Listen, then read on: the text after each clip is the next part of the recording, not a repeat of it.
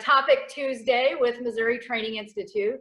We're really excited to be bringing this to you, and we're going to be continuing these topics on Tuesdays. So stay tuned, and hopefully you're getting emails, or you can visit our social media pages to see what's coming up. And there's our website as well. So we'll hope to have you join us on some other Tuesdays through this entire work from home adventure that we're all on together. As we get started, just want to mention next on April 7th, we're actually doing a topic called Moving Forward While Standing Still. And this has to do with just how to keep yourself motivated.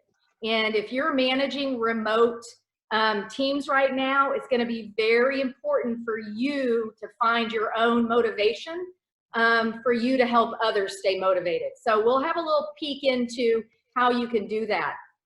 On April 21st, we had a topic we were going to bring to you. However, we're finding that we're not moving through this COVID-19 as fast as we thought we would. So I'm going to open this up and just ask for some chat ideas. What would you like information about? We certainly have some things we can bring to you, but if you're out there and you want to give us a chat and let us know what you might be interested in hearing about, we will certainly work to put something like that together on the 21st. We do have some emotional intelligence training coming up. It's going to be a 3-part series. Each of those will be 1 hour in length, starting in May. So for the next 3 Tuesdays in May. And that's a $240 tuition, but it does include your emotional intelligence report. So you will be receiving your emotional intelligence, or what we know as your EQ. So we'll have registration open for that soon, and we hope you can join us for emotional intelligence. Well, I just want to go ahead and ask Brianna, has there been any comments so far about information that our audience might want to hear about? Not at this time. It looks like we were still discussing on here the technical difficulties. And so thank you everyone for your patience with us as we went through that. So many people on here trying to keep everyone muted. All right. Well, that's going to be an open question. So continue. If you think about something you'd like more information about, definitely put it in our chat, and we'll have that for posterity. All right. So moving forward, we've been home. Most of us have been home at least a week. Some of us have been home just a little bit longer than a week. So chances are you're settling in. You're finding what's working, what's not working. So use your chat, and I want to hear from you. What do you think has been your biggest obstacle so far, either working from home yourself or managing your teams from a remote location? So we'll give you about a minute to start weighing in, and then Brianna will come on board and let us know what your comments are.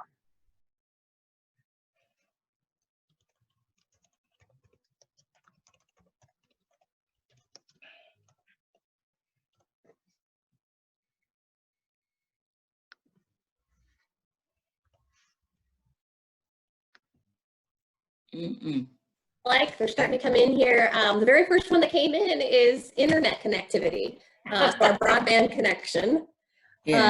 Also being able to know when to walk away has been difficult. I think that's certainly being able to unplug is several people are facing that now. Having the school kids at home, small laptop screens, balancing care for family and work. Okay. Okay, bye.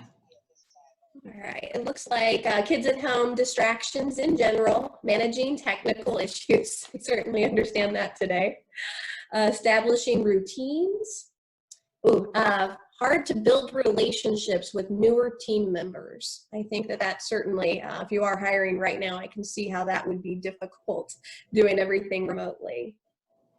Motivation. Having just general motivation. I think our next topic here in a couple of weeks will speak to that a little bit. Again, balancing, getting into a routine. So understanding how your day is going to go, staying connected to email and work. Yeah, a lot of the stuff with having the kids at home, Ray. Sure. All right, well, it sounds like in the next 45 minutes or so, we're going to cover a lot of those topics that you've mentioned, those things that are kind of presenting themselves as obstacles. So figuring out what's the best way or what's a good workaround.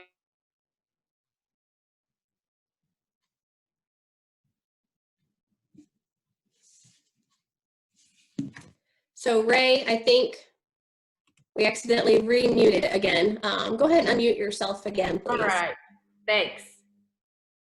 So anyway, not sure how much of that you heard, but we're going to cover many of those topics. Of course, 45 minutes might not be enough time to go into depth, but just recognizing maybe I can get the wheels started and get you thinking about what might be next for you. So here's what we know are some of the biggest obstacles other peoples are struggling with when working from home. One is that unplugging, just finding a time when you're going to set it aside. And that does require a lot of self-discipline, especially as a manager. It's very important for you to communicate to your team what your hours of operation are going to be. So when we talk about setting expectations, when we talk about communicating, you have to decide for yourself what that looks like. When will you be available? When do you plan to take yourself offline? And know this, it is important for you to take yourself offline. You are the model. And so if you're wanting your people to stay charged and energized and motivated, you can't expect them to do a 24/7 connectivity. So you have to set the expectation as well as model the behavior. So you get to determine when those times of operation are going to be. The second most or biggest struggle that I'm hearing from lots of people are just the idea about being isolated, the loneliness. Some people, their office is their social environment. And those of us that live alone recognize that that social isolation can be distracting as well as an obstacle. So we'll talk about how to connect and work through that a little bit. A lot of us are missing that collaboration. And this really encourages you to find the right piece of technology for the type of conversation that you're having. And so we'll talk about determining what that might look like so that you can continue to move forward and collaborate and communicate. Some other things, those distractions, and that could be those school-age children that now you're not only having to be in charge of your own productivity, but a lot of you are homeschooling now and making sure that your kiddos are logged in and doing their studies. So again, this has more to do with being self-disciplined and really utilizing a calendar and a schedule to determine who gets to be doing what at what time. And then it's going to really tap you and ask you to be disciplined according to the calendar or the schedule that you've made. I don't know how many of you are dealing with either being in a different time zone than your teammates or maybe even your customers. Chances are you've worked around that with your customers because that's the way it's been already. Staying motivated. We're going to talk about that, but tune in with us in April. We'll have a whole hour on keeping yourself motivated and moving forward. Figuring out when is the right time to take vacation. So depending on if your employer is asking you to take PTO for any of this, or if your employer is asking you to cut back on hours because of the slowdown in the economy, it could be an issue. And so you've got to figure out how are we going to balance that when so many of us, I know, probably had plans in the summer. And is that going to be something we're going to be able to pay attention to? And then, of course, the all-important either finding reliable Wi-Fi or just dealing with a lot of those technical issues and just trying to figure it out. The one thing that I guess I would say I have enjoyed is I'm okay with technology. I'm probably a 60% okay. Brianna is definitely our expert. She might give me a 60% on that. But the one thing I love is that all of us that are at that 60%, we're all learning it together. And so I think our tolerance has expanded in how we're getting over some of those issues related to technology. All right, so here's the real meat of what we're going to be talking about. And before I unpack each one of these, I just want to ask Brianna, is there any comments out there that we need to be addressing before we move on? No questions yet, Ray, but again, if we have any during the presentation, please go ahead and send those to us, to everyone in the chat box, and we will happily respond throughout the presentation. All right, thanks, Brianna. So let's talk about what are some of the strategies that you as a manager managing remotely need to implement right away. If you've already done that, I'd love to hear what's working for you, how you might have accomplish these things, but we're going to unpack each one of these when we think about managing our teams remotely. And the first one is you have to individualize. This is not a one-size-fits-all. I get it, we're all learning these things together, but each of us is dealing with their own thing at home.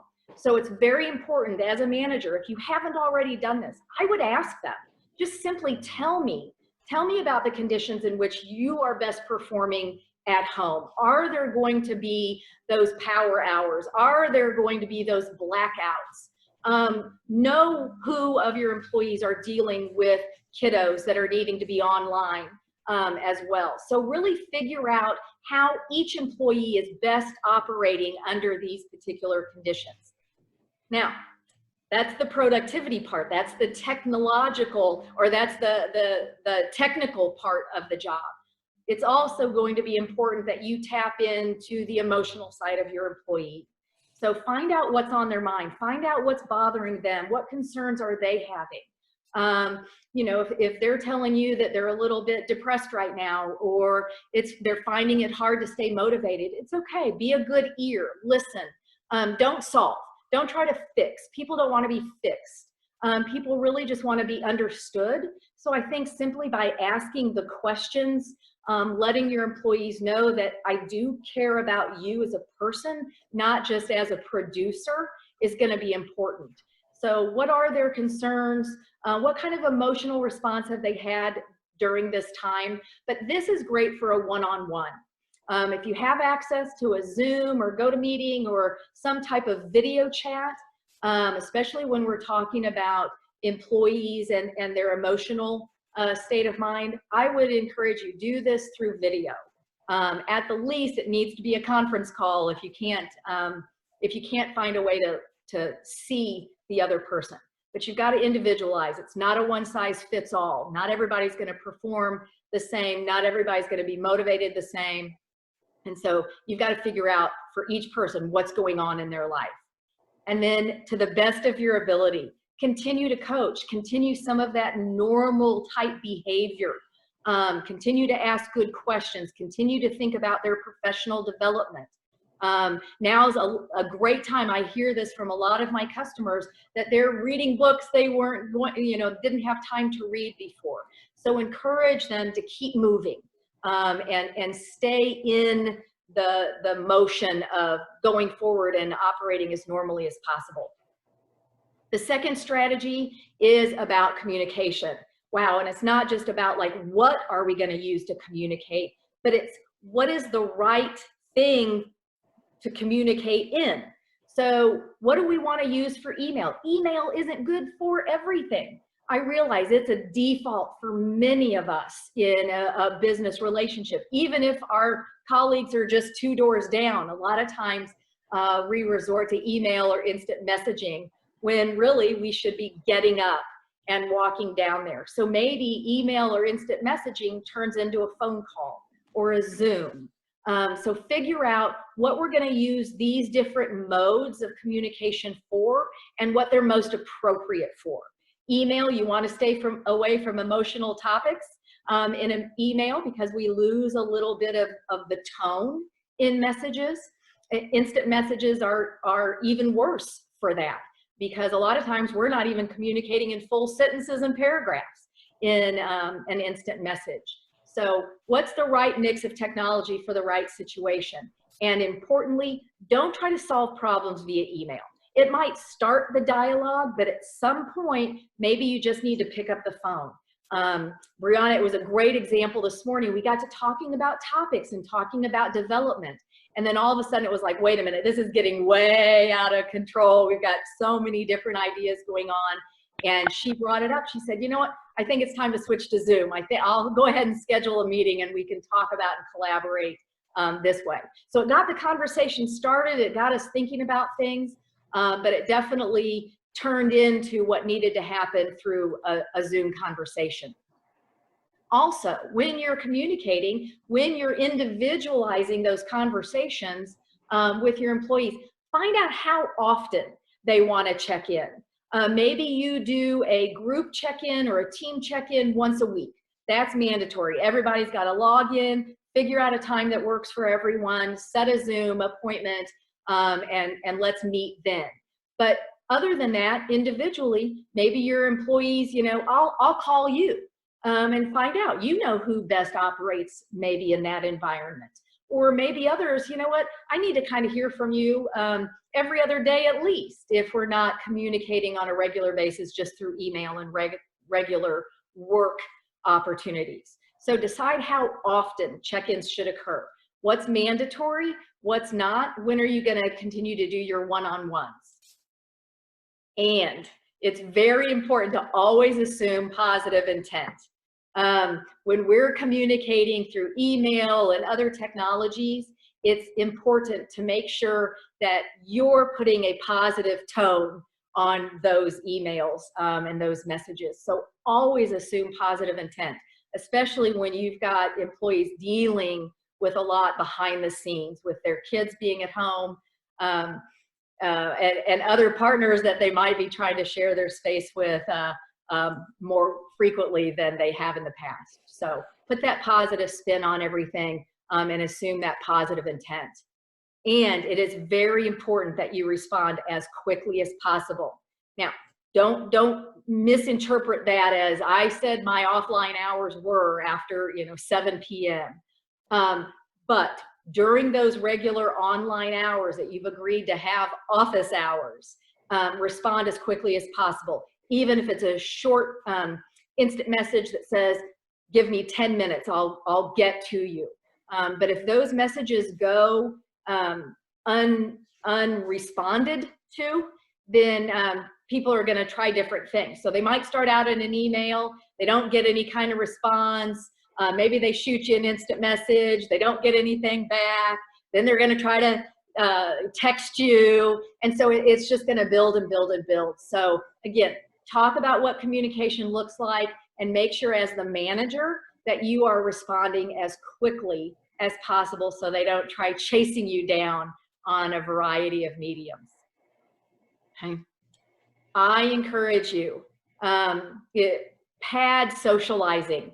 You're coming together, you've got your weekly huddles, everybody's on. It is going to be extremely important that you take time to just socialize before you dig into the agenda. In fact, if you want to make that the first thing on your agenda, is just go around the table, so to speak, and ask people, what's going on? What's the funniest thing that happened to you since we were last together? You've got to continue to maintain those relationships. And so as a manager, that means attending to the whole person, not just the productivity part of the person. So pad that into your meetings and your conference calls. It should be the first thing on your agenda. I also encourage you as the leader, maybe you create some videos of your own. Maybe these are just something you can record on your phone and you just, blast it out to your people about what you're thinking, what's going on. It was easy for people to pass by your office perhaps and see the urgency at which you were working on a particular project.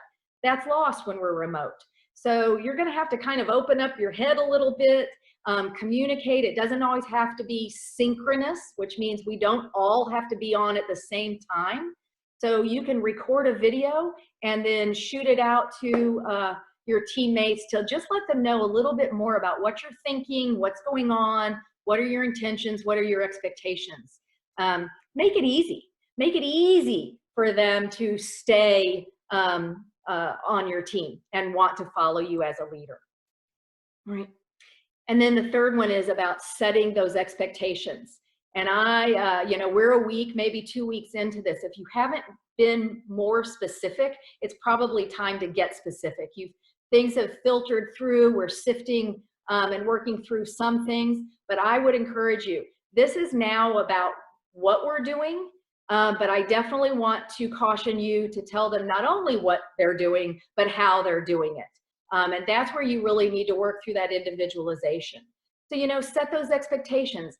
Here's the work you should be doing, right? And maybe our directions have changed a little bit because of the economy, because of the interaction with other business professionals. So maybe our directions changed a little bit. So here's the work you should be doing. Here's the standard I expect it to be done at. And again, we don't have access to maybe all of the printers and the technology that we would if we were in the actual office or we had access to those types of services. So what is the quality standard? And maybe we need to reestablish some of those expectations. And then you know what? What's the deadline? Be clear. Again, sometimes those things are just innate when we're in the office, but I encourage you, be intentional and be explicit with what they're doing, what the expectation of quality is, and what the actual deadline is. So you can tell them what to do, but just try not to tell them how to do what it is. The same goes with your customer-focused expectations. So this, you know, the earlier bullet was about, you know, our work among each other, but how do you expect your employees to be dealing with their customers? So continue to have the conversation about how we're going to engage with our customers now that everybody's doing things remotely. What are your customers' hours, and figuring those things out. Again, talk about those standards, what they need to be, what you expect them to look like, and then how you're going to fulfill your mission. So bring back the work that you're doing at the quality that you're doing it, and tie it into your mission as a way to keep everybody unified and moving in the same direction. And stay focused on results.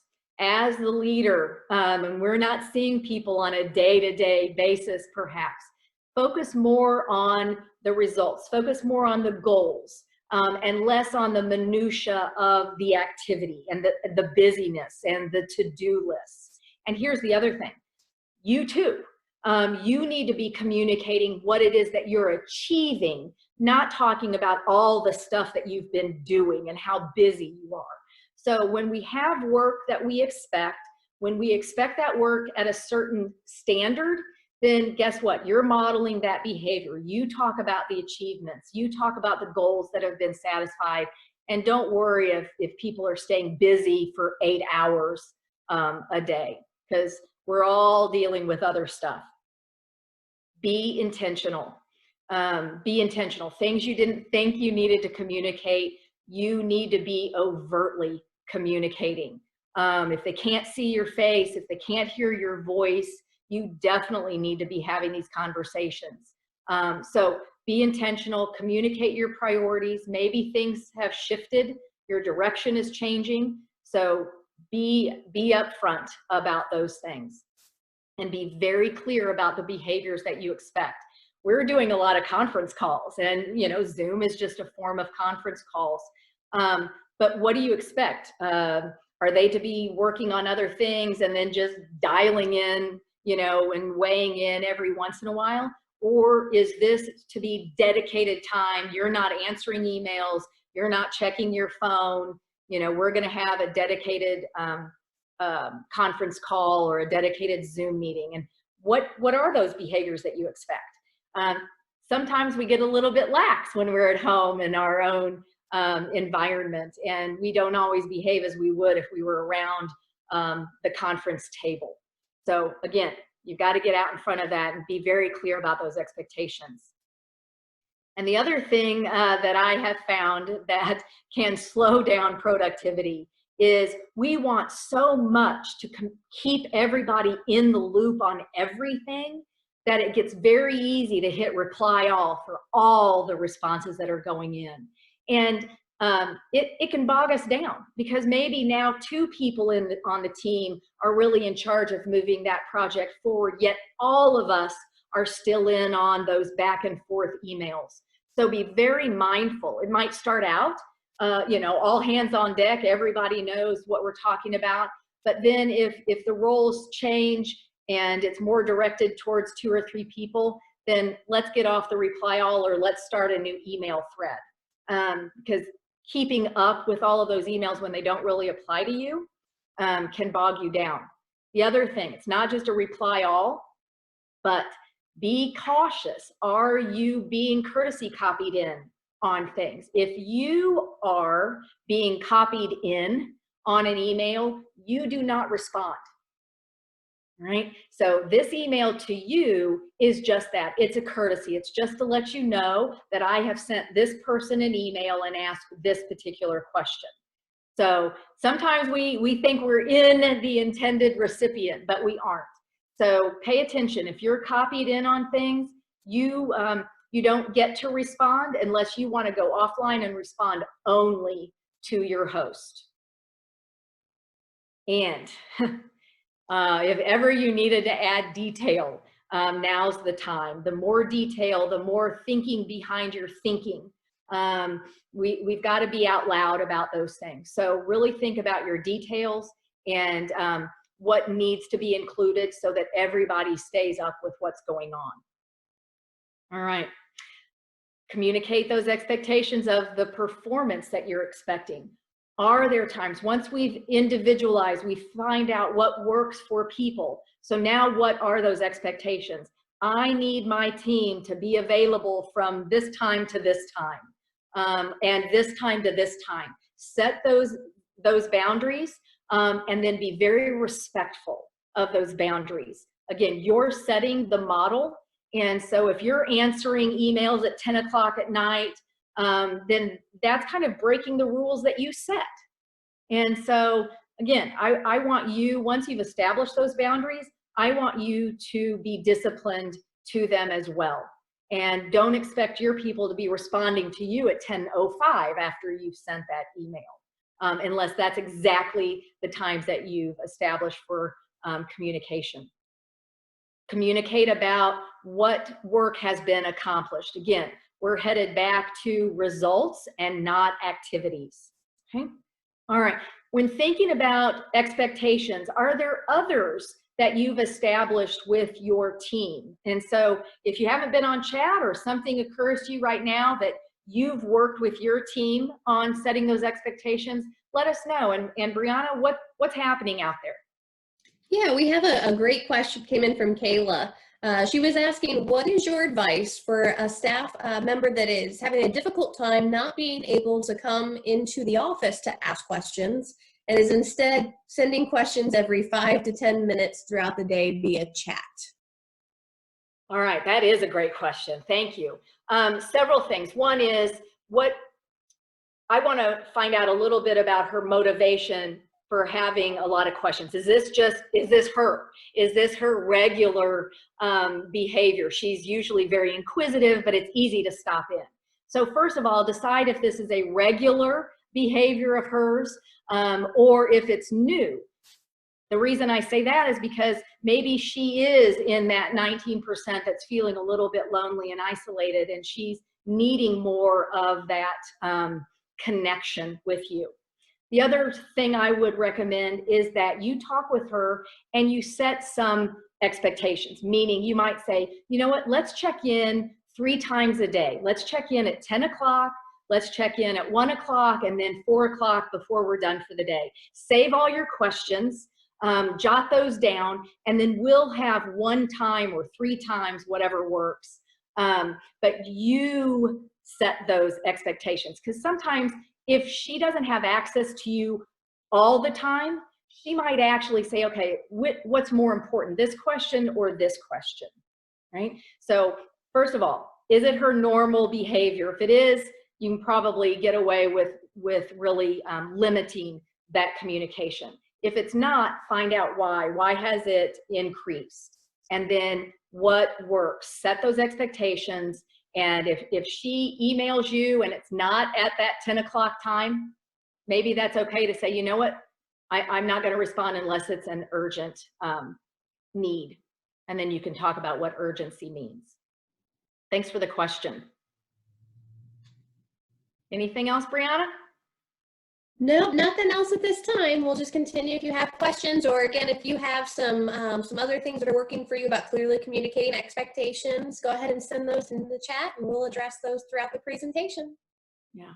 You know, one thing that gets to happen when we're all in this new environment is I think some good is going to come out. I think we're going to be able to establish some boundaries and some new productivity habits that are going to be very transferable back into the office. So it's okay to figure out what's working now and then what can we bring back with us.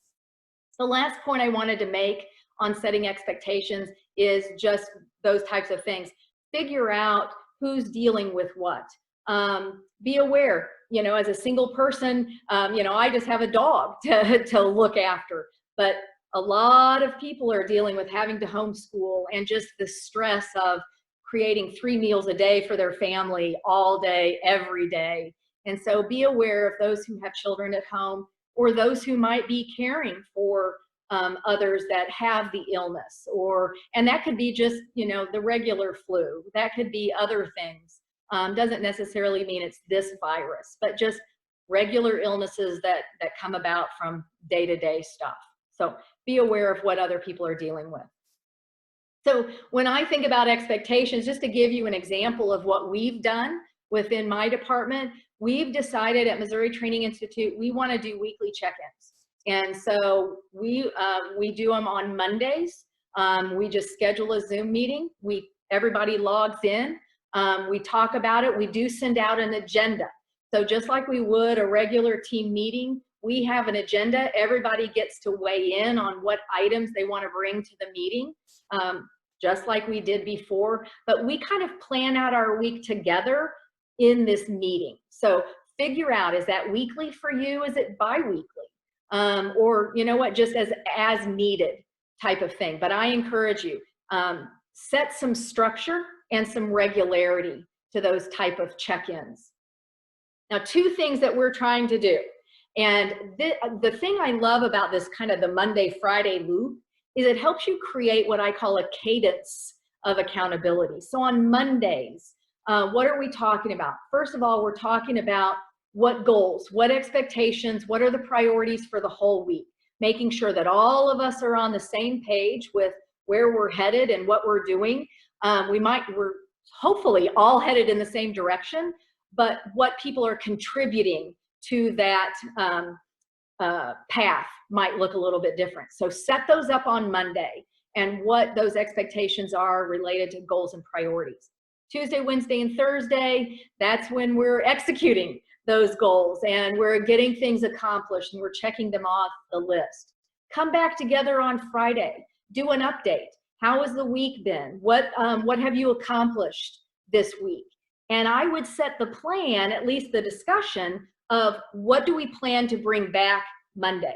So on Friday, it might be, you know what, I know on Monday we talked about me, you know, reaching out to 10 customers. I only got 4 customers notified. So I'm going to keep that on my agenda and try to do those other 6 customers next week.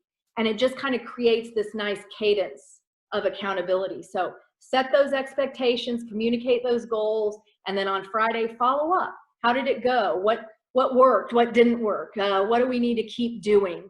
Or what do we need to stop doing? And then Monday, revisit it. Things kind of change overnight, if you will.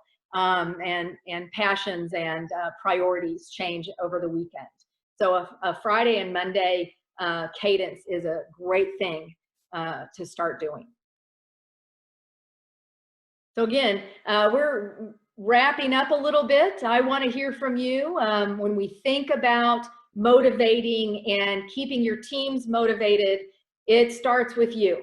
You're the leader, you're the model. So what are you doing or have been doing in the last couple of weeks that's kept you motivated? So I want I'm going to stop talking, give you a minute to weigh in. I'll turn it over to Brianna and see what those comments are. So love to hear from you.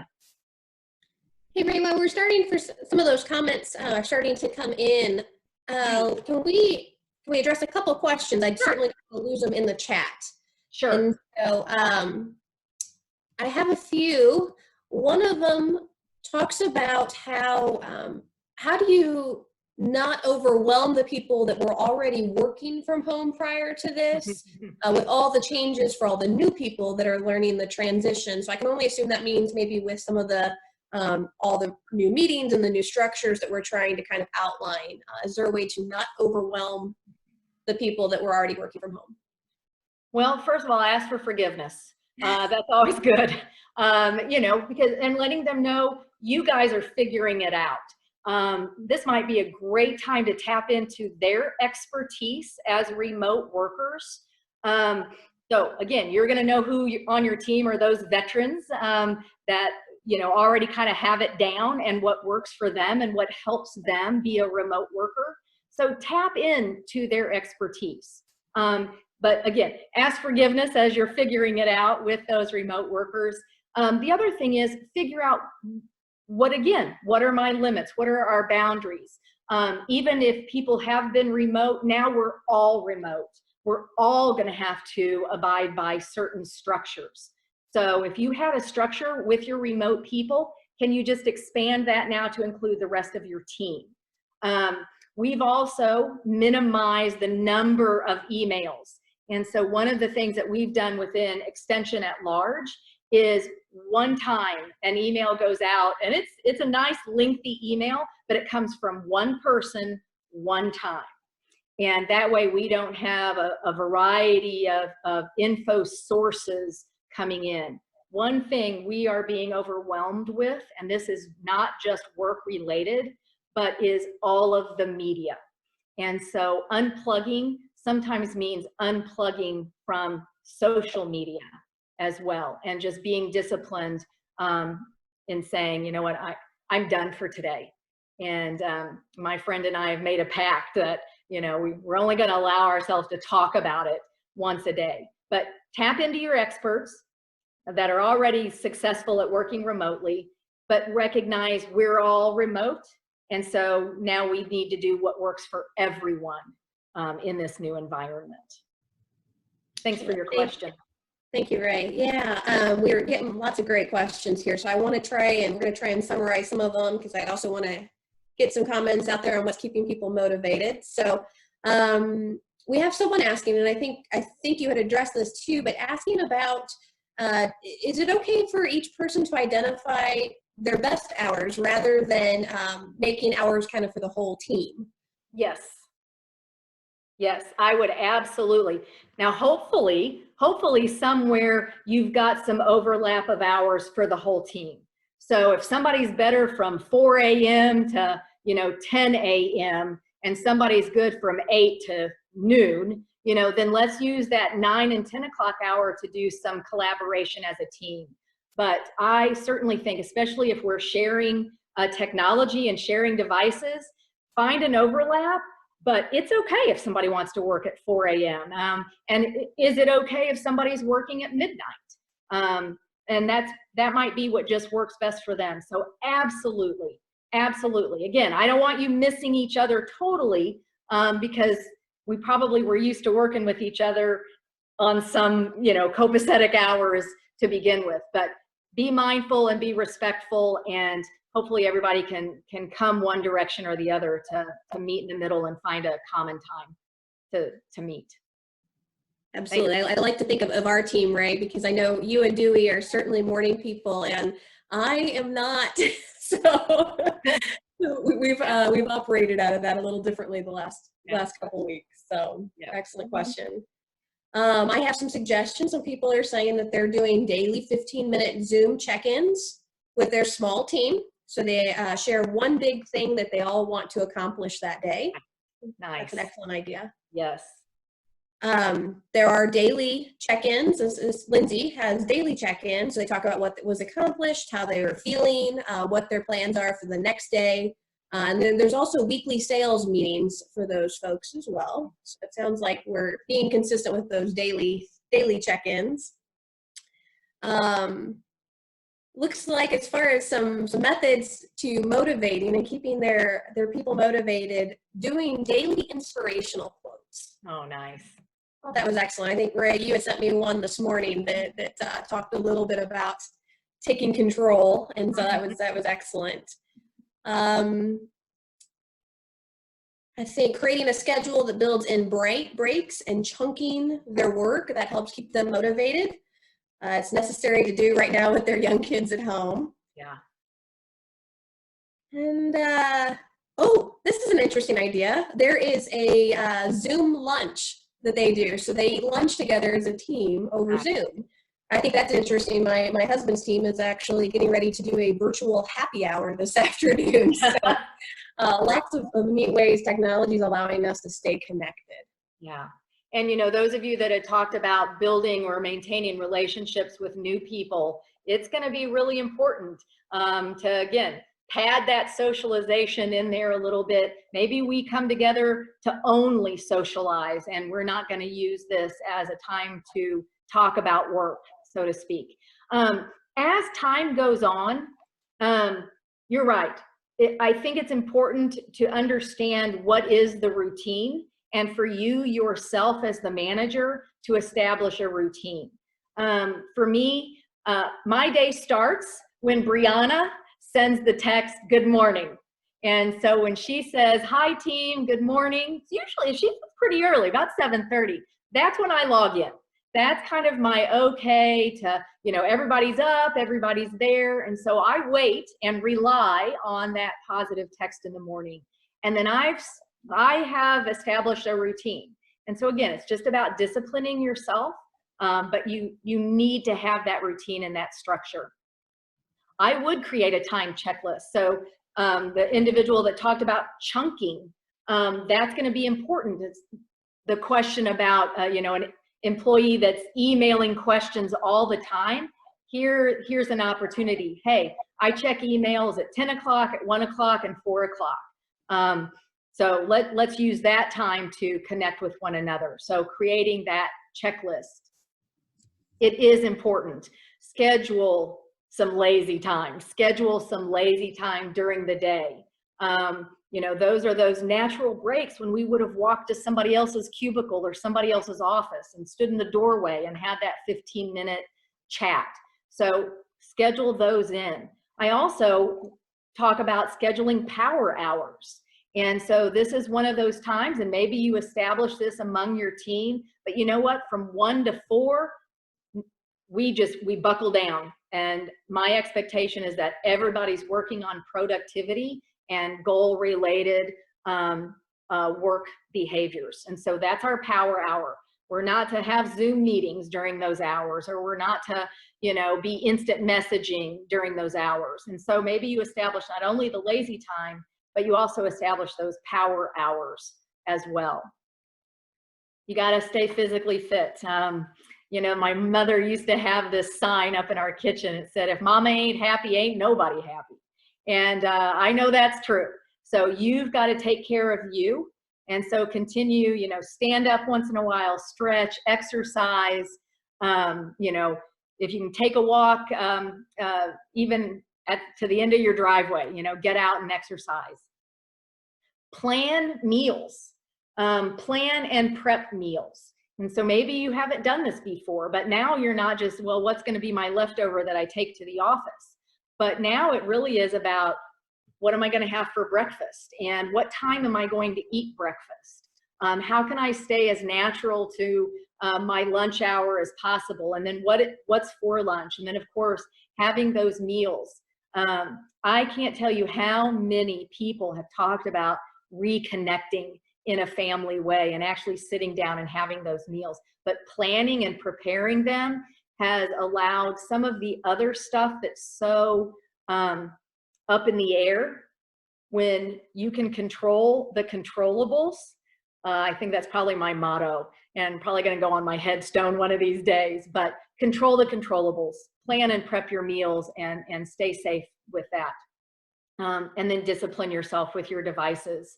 So again, communicating that not only to your teams, but also to your family members, and who's going to be doing what on which device. And so discipline yourself with those devices and distractions.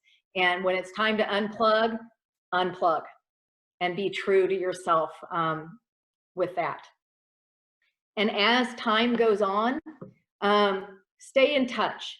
Right now we've maybe moved to those daily check-ins. I heard many of you talking about, we do this every single day. In another week, check-in is daily too much.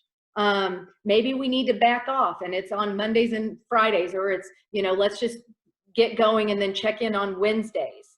So stay in touch. Don't think that what's working at the beginning of this remote work life is going to need to be the same, in the middle of this. We might be in for the long haul. And so where we really had a lot of momentum thinking, oh, it's 3 or 4 weeks, now it's turning into 6 or 8 weeks. So definitely stay in touch, make sure that what's working now is working later. And if not, what do we need to be doing differently? What do we need to be changing? So stay open about that. And then I loved hearing the suggestions about what's the fun stuff that's going on, and sharing those stories and those anecdotes. And my neighborhood, we've had teachers going up and down the street honking and signs, that they miss their kiddos. We had one neighbor start a bear hunt. And so everybody was supposed to put bears in their windows, and then all the kids, as they were out on a walk, would go on a bear hunt and find all the houses that had bears in there. So find something that works for your team, and definitely bring that into this environment, working remotely.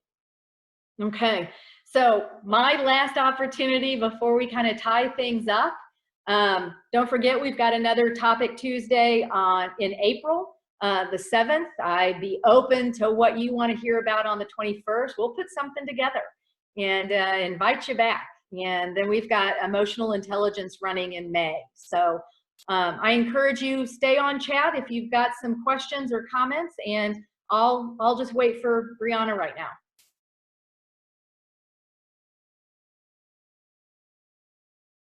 So we have a question about the cost for the 4/7 meeting. That's a free session. So April 7th and April 21st are free sessions.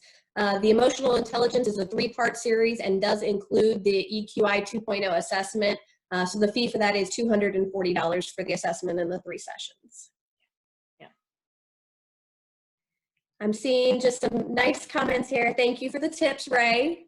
So you've done an excellent job. It's my pleasure, and we'd love to see you back here for those Tuesday topics coming up in April. Everybody stay safe and stay well. Yes, yes. I want to just address, a couple of them are coming in here too. I just want to let you know the 4/7 meeting directed towards managers or employees, it's everybody. So we're really, it's really just talking about motivation for everyone. So we hope we'll see you back for that one. Lots of just really nice comments here. I want to just kind of close out, let you all know that as I mentioned at the beginning, we are recording this. So we are hopeful that we can go ahead and get this recording up on our website somewhere. If at the very minimum, it'll be on an extension website. And so we'll send you that information. I will also be sending out a survey to all participants. We really, really value your feedback. It's going to help us to increase effectiveness of our future webinars. This is new to us, just like it's probably new to you all. And so we're looking forward to those comments and any other additional questions you may have. So we sincerely appreciate you all tuning in. As Ray said, stay well, stay healthy. We'll talk to you all again soon. Hang in there.